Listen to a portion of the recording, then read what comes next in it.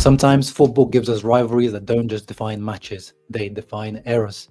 With Theo Hernandez, looks like he's officially leaving AC Milan for Saudi Arabia to Al Hilal. One of those modern rivalries has just come to a close. And of course, I'm talking about the Theo Hernandez versus Denzel Dumfries rivalry in the Milan derbies of the last 4 or 5 years. And this rivalry is not coming to a close with a trophy, not with a final duel, but with a contract signature and a plane ticket. A rivalry that's been brutal, balanced, and beautifully unpredictable. How are you feeling about this, Serie A fans? It's a sad day for me. It's a sad day because this is what we like to see. These types of rivalry, this type of almost hatred. Denzel Dumfries and Theo Hernandez over the last few years have felt like not only they dislike each other on the pitch, just if they crossed each other's path in the streets of Milano, they were ready to start getting the UFC on. No interviews, no hugs, no swap shirts, just icy stares, bad blood, crunching tackles, and fire. And as fans, this is what we like. We crave emotion, we crave tension, we crave the moments where you say, forget the ball, I'm watching these two. And we're talking about two fullbacks, or in Denzel Dumfries' case, a wing back. So it's not usually the star players or the most flashy players, but it doesn't have to be. It can be a Messi Ronaldo rivalry, but it can also be like a Patrick Vieira Roy Keane rivalry, like it was for Arsenal Man United back in the early 2000s. This was that type of rivalry, raw, real. It was elevated by the fact that the two were playing for the two rival clubs of the city of Milan, AC and Inter. And in that period between 2021 and 2025 now, both teams have been hit and miss in terms of competing for the Scudetto, but competing for trophies regularly. In the first season, it was Milan who had the better of the duel, and because of that, Theo was having the better of Dumfries in his first season in Serie A. Especially if you remember, if we take it back to that derby where Milan started the comeback to win the Scudetto. Theo was a big part of that. The battle between Dumfries and Theo, that was the first iteration of it. And Theo got sent off at the end of that game with a really, really dirty tackle from behind. But you could see the smirk on his face, the anger on Dumfries' face. And Theo that year had the better of Denzel. But then the subsequent years, it started to swing the other way. Theo used to get under Dumfries' skin quite easily. You could see even at the beginning of the games, it would be like 5 minutes into the game, little foul between the two, and that's it. It starts, and the referee already has to separate them. The players, both teammates, have to step in and try to separate the two. And it used to seem like at the beginning, definitely Denzel used to be more affected by it, and Theo used to use these kind of mental tactics against Denzel. But then as time went on, and of course Inter were starting to dominate the Milan derbies, especially for 2 seasons, when Inter went on to get to the Champions League final, of course. In the season after, of course, clinching the Scudetto in front of Milan, that's where Denzel finally fully got his revenge, and both of them really almost got the real blows at the end of the game, where they both got sent off. And in between that, there's always been back and forth. Sometimes Inter win, sometimes Milan win. Of course, the last season it was advantage Milan, with Inter not being able to beat Milan in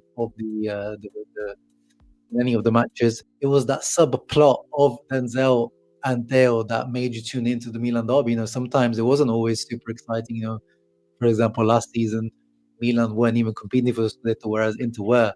But you wanted to tune in because, of course, it's a Milan derby. But the subplot of Denzel versus Theo always made me tune in to see what would these two get up to. And it wasn't just for Milan and Inter, it was taken to international football as well, of course, for the Netherlands and France, when these two would face up against each other in international competitions like the Nations League. You saw remnants of that hatred, and their time in their respective clubs was still lingering, almost childish at times. But again, those are the stories and the subplots that football fans live for, especially in the modern era where all players seem to be very pally friends with each other and take pictures with each other after the game, or they're on Instagram tagging each other and laughing and bantering.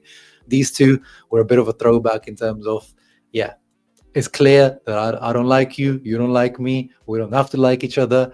We play for rival clubs. That's the end of it. And let's leave every single thing out there on the pitch. And they really did for most of the time. Most of the battles were right till the death. What made it enjoyable as well, of course, they were direct rivals in terms of Theo playing on the left, Dumfries on the right. Dumfries, of course, known for his physicality and pace and athleticism, similar to Theo, which is why probably Dumfries kind of dominates in Serie A with those abilities. But against Theo, over the years, I'll be real, I think it's been a balanced battle, really. I think Theo can, of course, really cope well with Denzel's pace. Theo's probably quicker than Dumfries, and strength-wise, he's able to cope with him, surging from deep, overlapping Leao. But that's what made this battle so fascinating, was this constant adjustment.